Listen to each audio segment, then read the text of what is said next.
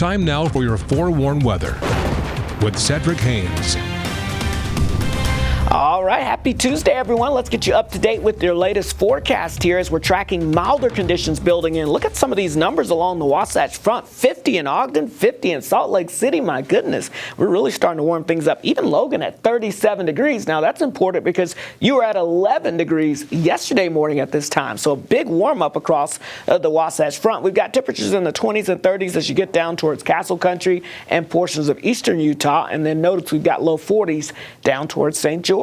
So here's the deal. The weather map shows us this ridge of high pressure beginning to slide to the east now. So that's starting to give us a return flow out of the south. That's pumping in a southerly wind. That's helping to boost those temperatures. We're also starting to see more cloud cover building in. That's helping to hold those temperatures up as well. Now, here's our next weather maker off to the north and west. You can see beginning to make its way on land now. And you can see this moisture that's kind of aimed at portions of Oregon, Idaho, and Montana. But if you also notice with that high pressure ridge sliding away, this moisture is beginning to slide down towards the south. So as we go throughout the morning and into the afternoon hours, we'll see an increased chance of precipitation moving into the northern half of the state. We'll show you that on Futurecast. You can see this morning we could start to see a little valley rain and mountain snow near the Utah-Idaho border. I think it increases a little more between now and lunchtime. So pretty much as we go throughout the morning, if you're in Cache Valley, expect the chance of rain to increase in the valley areas. But you get up towards the Bear River Range, expect the chance of snow to increase. Now between lunchtime and into the afternoon commute, I expect the chance of valley rain to really ramp up along the I-15 corridor. So if you've got travel plans, plan on a wet afternoon and evening commute out there across most valley locations. Now in the mountains, plan on that potential of a burst of heavy snow to move through there in some winter driving conditions.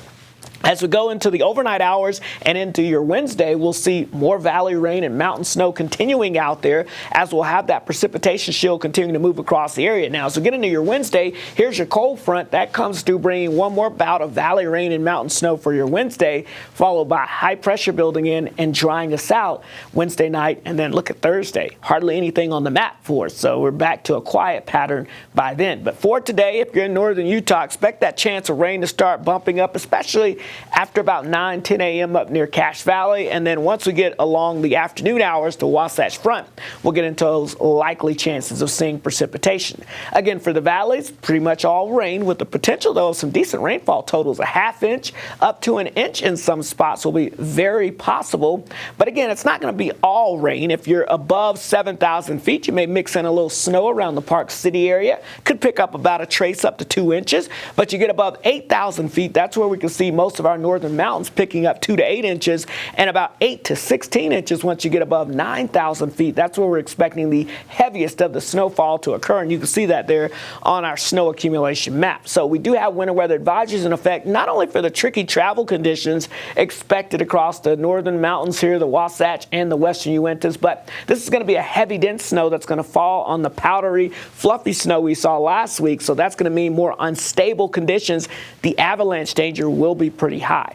So to wrap everything up, the northern valleys about 1/4 to 1 inch of rainfall. The northern mountains up to 6 to 16 inches of snow in the highest elevations.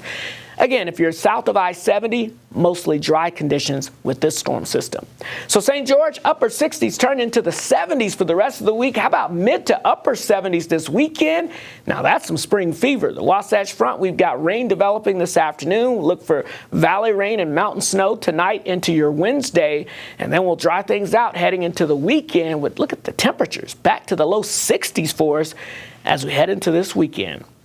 All right, let's get a check now on your traffic. As we get you out the door, you'll be able to see, again, quiet conditions as we take you along I-15 here in the Midvale area. Traffic flowing smoothly across the area.